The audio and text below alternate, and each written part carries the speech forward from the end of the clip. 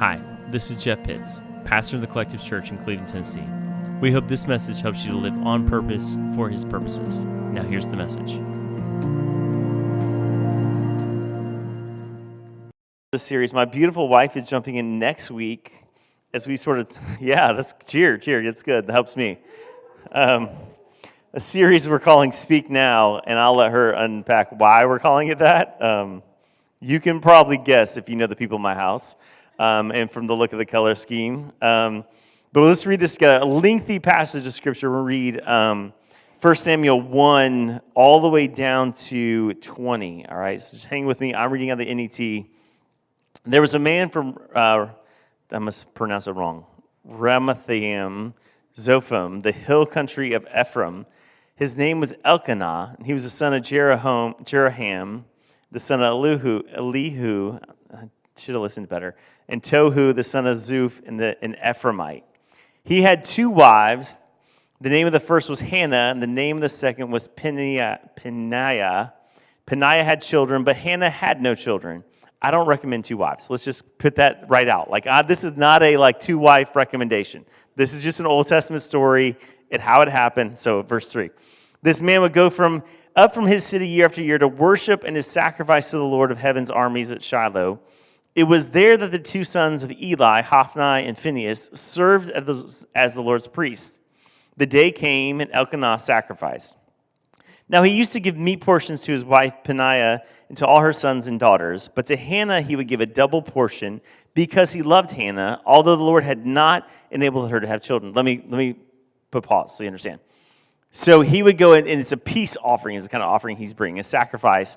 And so a portion of it would go to the Lord and to the priest, and they would get to eat the remainder. And so he would give one portion to Peninnah and her kids, but he would give a double portion to Hannah, who had no kids because he loved her. So this was kind of how it worked in the biblical time. So he would take part of the offering, and they would be able to eat it after it was put before the Lord.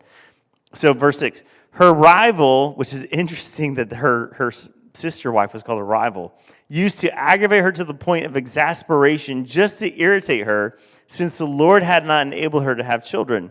This is how it would go year after year.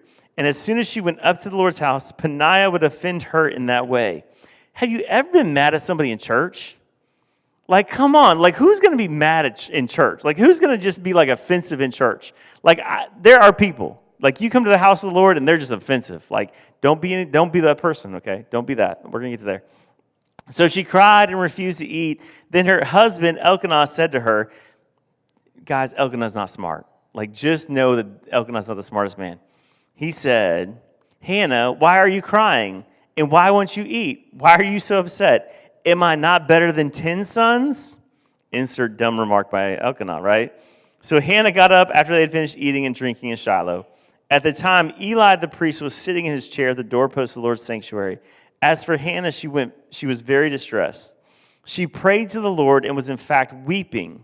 She made a vow saying, O Lord of heaven's army, if you would truly look on the suffering of your servant, would keep me in mind and not neglect your servant, and give your servant a male child, then I will dedicate him to the Lord all the days of his life. His hair will never be cut.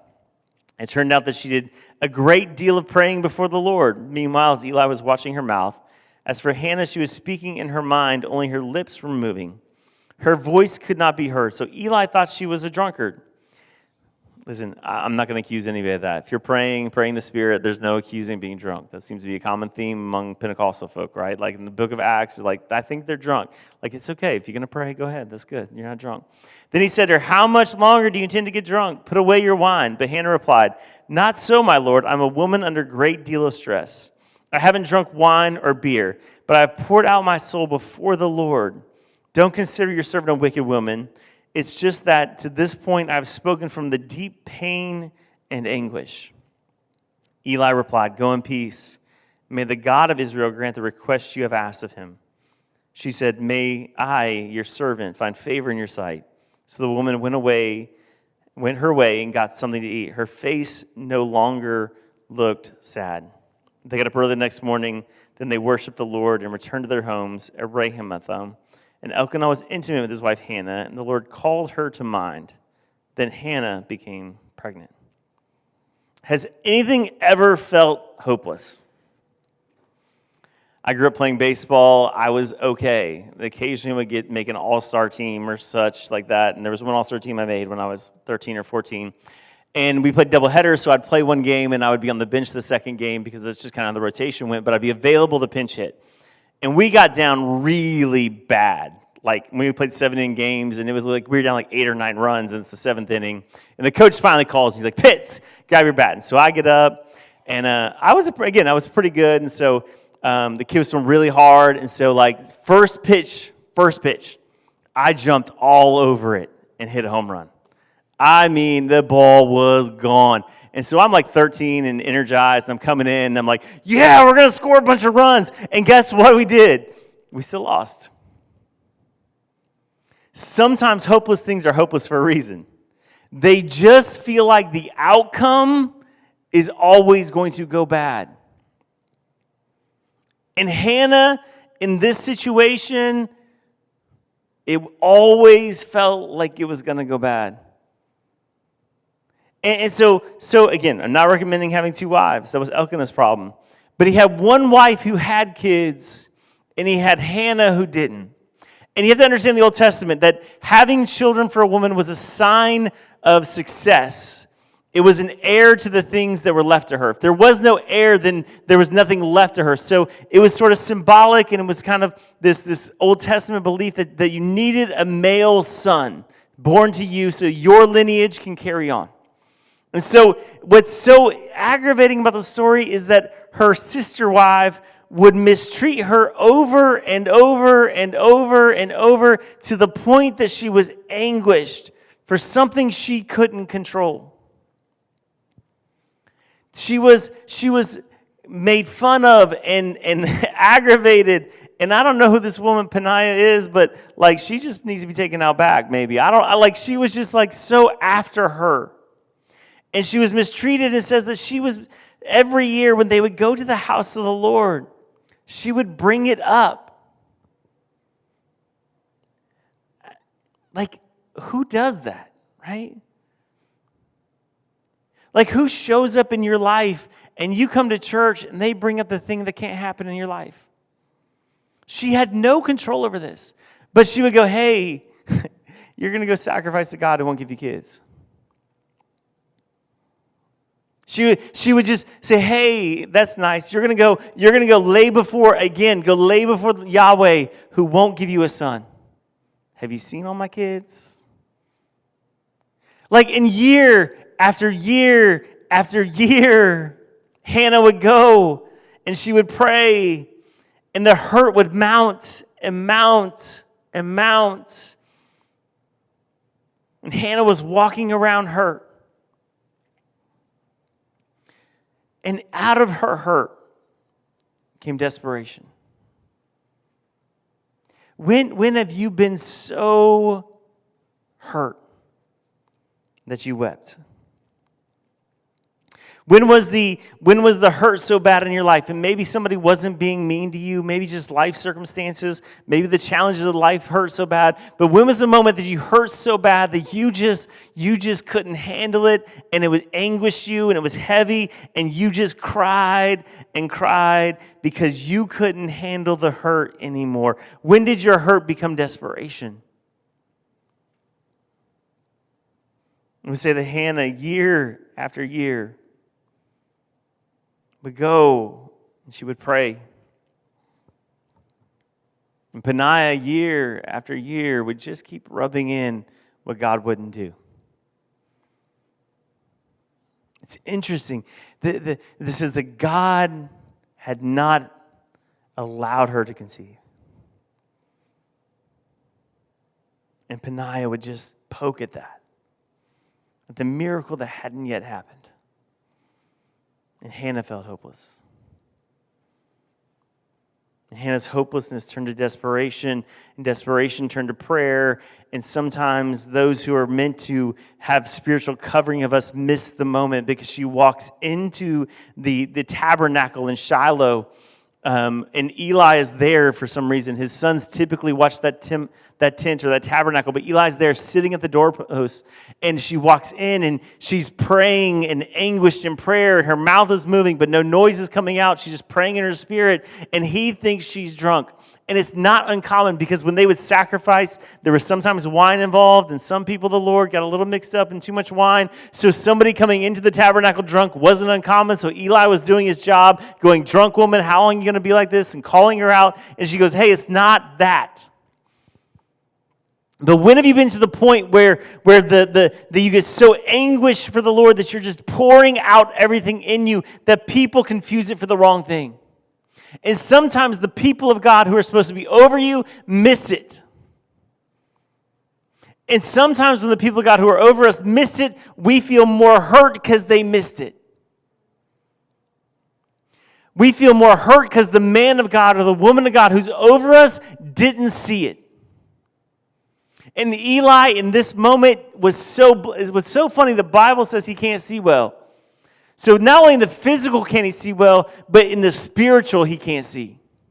Because he can't look on Hannah and see that it's hurt. He thinks it's something else. And some of you have hurt from people in positions of authority in the church or over you in the Lord that you're carrying around with you because they were simply blind and you thought they should have saw it. Well, that pastor should have seen this. Maybe he was blind to it. This Bible study teacher, she should have saw that. Well, maybe they were just blind to it. Eli didn't see well. I don't think he saw well in both the natural, and I don't think he saw well in the spiritual, and you can't keep carrying hurt for people who don't see well. You can't keep carrying the harm of a blind prophet. Because sometimes the person who's standing as representative of God can miss the godly moment in your life. It happens. And you can't be hurt by it. So Hannah takes her hurt into the tabernacle. And she just petitions the Lord. I love verse 12. It says, it turned out that she did a great deal of praying before the Lord. Like this wasn't the first time. This wasn't the first time that they came up to sacrifice and she was seeking a miracle. This wasn't the first opportunity that she said, "Lord, I want a son." This wasn't the first time that she had felt the anguish of of the other wife, or her rival, as the Bible calls her, and she brought that and said, "God, I want a son." It's not the first time. It turns out that she had prayed over and over, and sometimes you've been praying for a miracle you've not had yet, you got to pray again. Sometimes when you keep going, "God, I need this is hopeless," you got to pray again. Sometimes the next year when you come back to the tabernacle, you got to come back right after you make sacrifice, come back in and go, "God, here I am again for the same need and the same desire and the same thing in my life. I need you to respond." She came year after year after year to the tabernacle and made the same request of the Lord. She was so desperate that she came every year with the same request. Listen to what she says. She makes a vow, "O Lord of heaven's armies, if you would truly look on my suffering, and you would keep me in mind and not neglect your servant, and give your servant a male child, then I will dedicate him to the Lord all the days of his life. His hair will never be cut." I know you go, what's that got to do with anything? Why would you not cut his hair? Like it's super cute, baby's first haircut. We love that. And then we put it in a scrapbook. And why are we keeping dead hair around? It's super gross. I don't know why we do these things as parents, but we do. And we keep it in a little baggie. You're like, "Look, your hair from your first haircut." That's disgusting. You should have just thrown it away. But for some reason, Hannah goes, "Hey, we're not going to cut his hair." And here's the reason. That she was setting the future son that she would have and believe for apart as a Nazirite vow. So a Nazirite vow would be like John the Baptist or Samson. They wouldn't cut their hair. They wouldn't cut their beard. It was an indication physically that they had a vow made with God. Sometimes it's for 30 days or longer. But the rare cases of like a Samson, John the Baptist, they would take this vow for life that they wouldn't drink any wine. They would stay away from certain foods. They couldn't touch a dead body or they would become ceremonially unclean. All these things. And they were sort of set apart for a special purpose. And they would make this vow to the Lord. And Hannah is so desperate for God to respond in her hopelessness, that she says, if you will give me a son, he will take this. She's putting a vow on something she doesn't have yet. She's believing for a miracle and attaching something to it. She's believing for what God can do and attaching what will be done after that. See, when you believe, you have to attach something to it. So she's saying, if you will give me a son, I will make a vow for this child who has no choice right now to follow you wholeheartedly, to never cut his hair, never drink wine, never eat certain foods, and be committed unto you. If you'll do this, I'll do that. And sometimes we got to make a vow to God on what we will do if he will respond. And she pours her heart out before the Lord. And she weeps and she cries and she seeks God. And she's desperate for God to move in her hopelessness. And finally, Eli comes in and he realizes that she's not drunk, she's just distressed. And Eli isn't always a great prophet. He struggles some. So he does what adequate prophets do, I think. In verse 17, he says, go in peace. May the God of Israel grant the request you've asked of him. In my mind, and maybe he says it sincerely, but in my mind he says it flippantly. He goes, just, woman, go on. Maybe God will answer. Woman, go on with your crying. Be done with that. Maybe God will answer. He doesn't even know what she's asking for. The Bible doesn't even tell us that Eli even asks what she's asking God for. He simply steps in and goes, maybe God will answer. Go on. And the blind prophet, in his almost, in my mind, dismissive tone, something clicks in Hannah, because listen to what it says. She said, may I, your servant, find favor in your sight. So the woman went her way and got something to eat. Her face no longer looked sad. One translation says that her expression changed. When you have hope, something changes. When you move from hopeless to hope, how you see things changes. When it's been so desperate that you were in distress and crying out and you think it'd never change, when suddenly you have a belief in hope that it'd be different, something changes. Because hope is simply a belief that the outcome will be better than the beginning. When you have hope, you believe that the outcome of the thing is better than it is right now. So Hannah steps into a situation and says, I have hope that the God of Israel has heard my prayer and I will have a son. She doesn't know that it's going to happen. She simply has hope. And so the hurt of Hannah has moved to the hope of Hannah, that a good outcome will come of this. And her face and her expression, and a word we use, countenance, is completely different.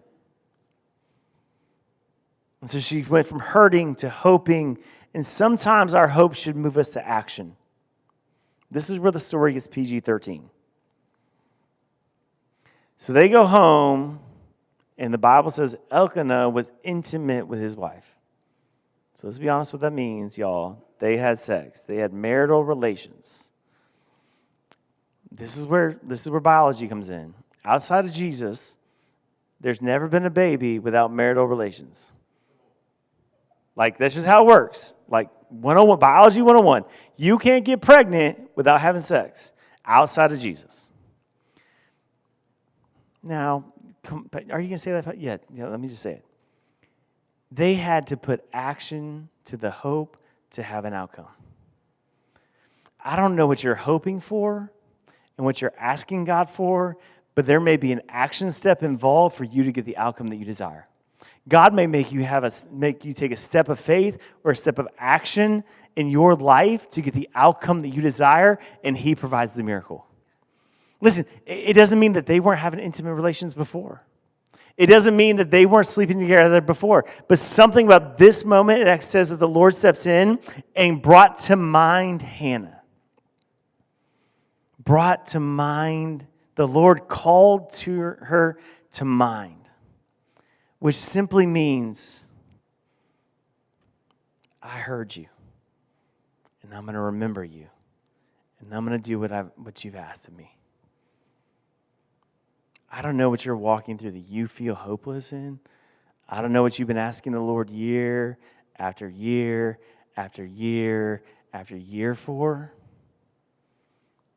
But what I'm believing is that this time, the Lord's going to bring you to mind. He's going to remember you. He's going to step into your situation, and what hasn't happened yet is going to happen in your life. Verse 20, then Hannah became pregnant. I was out for a run in the middle of the rain the other day.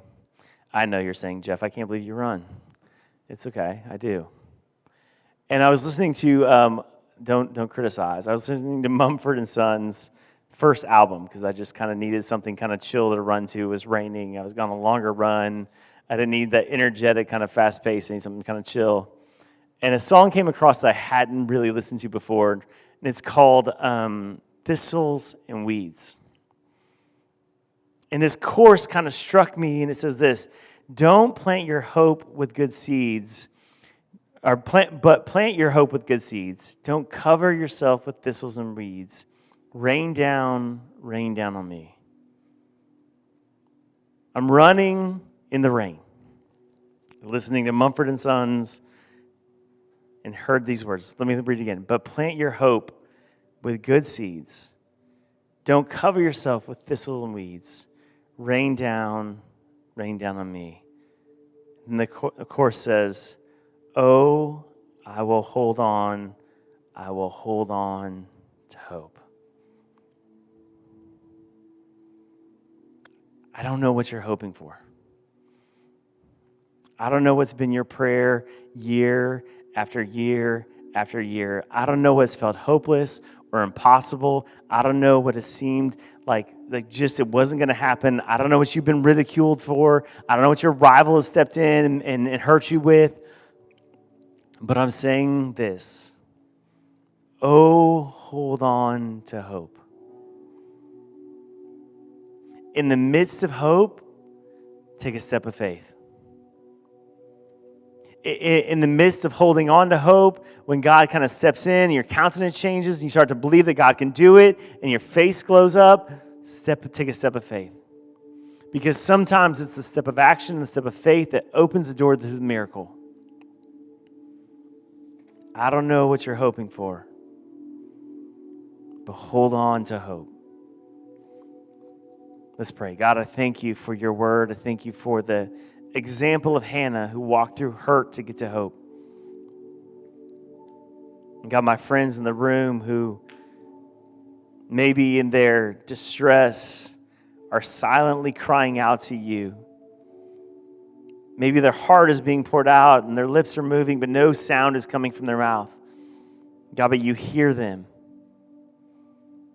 God, as they pray one more time, as they seek you one more time, may the God of Israel, may our God, may Jesus grant their request. God, let them hold on to hope. Let them hold on to hope. We're going to sing a song of response, and I just feel led, Rachel, that if you've been walking through a hopeless situation, we want to step in and be the not-so-blind prophet. And we want to pray that the God of hope will one more time would hear your prayer. Thanks for listening to our podcast. And remember to rate, review, and subscribe. Now go be the Collectives.